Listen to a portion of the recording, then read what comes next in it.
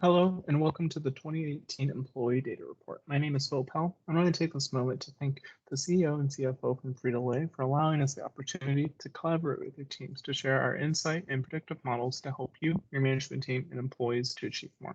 Just a quick note on we're going to be talking about the top factors for employee attrition, insights from our prediction models for predicting employee attrition and potential correction indicators. And then also we're going to be talking about top factors for insights on employee salaries and then the corresponding impact that your team can take advantage of. Just a quick highlight on the data used behind this report, we reviewed over 870 different employees across 9 different job role types in 3 different departments. There were no missing data, but we did perform several data transformations, primarily a log transformation on monthly income. To gain an understanding of the variables that would be used to indicate whether an employee would leave or stay, we correlated all the variables together with employee attrition, and the correlation test found that monthly income has the highest correlation, indicating a high relationship with attrition. The correlation result was a negative 0.2. While this indicator is on the low end, this indicates every time monthly income increases, attrition decreases. This insight is not only valuable for attrition prediction, but also for when we predict salaries. Now we'll look onto the logistic regression model for predicting attrition.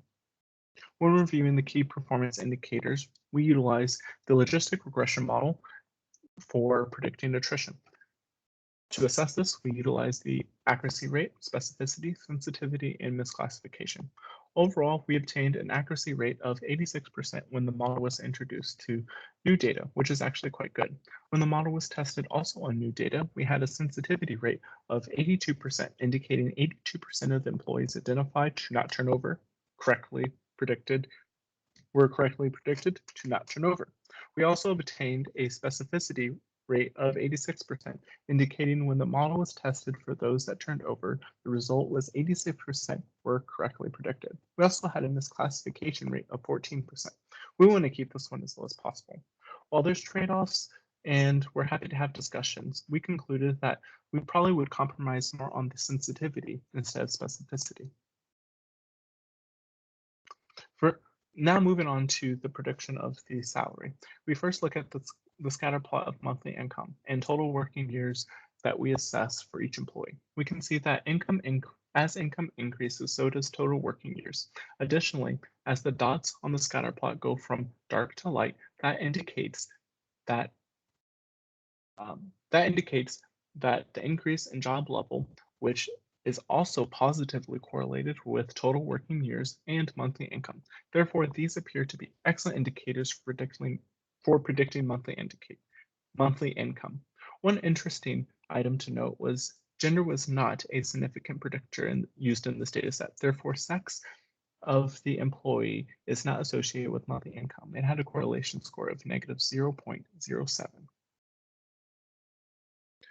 We utilize the linear regression model for predicting salary. We had, to assess this model, we had an R-squared that was approximately 90%, indicating 90% of the variation in the salary can be explained by this model. We had a root mean squared error value of 1,312, which is a measure of the distance of how far the prediction errors were to the actual results. We also selected the model that had the lowest AIC score. The variables used within the model was job level, job role, attrition, and total working years on the log scale.